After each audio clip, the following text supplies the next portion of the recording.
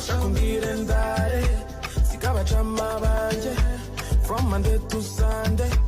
n'ubundi natatanje